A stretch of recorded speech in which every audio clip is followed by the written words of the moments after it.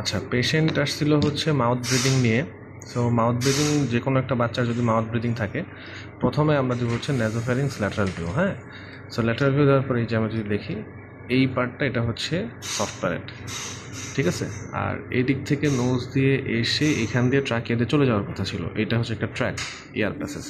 So এই soft প্যালেটের উপরে আর এই যে বনি পার্ট, এর মাঝখানে থাকে হচ্ছে ন্যাজোফ্যারিংস। মূলত অ্যাডিনয়েডের পজিশনটা হয় হচ্ছে এটার রুফ বা উপরের অংশে, এবং এই যে এই সাইডটা বনি পার্টটায়।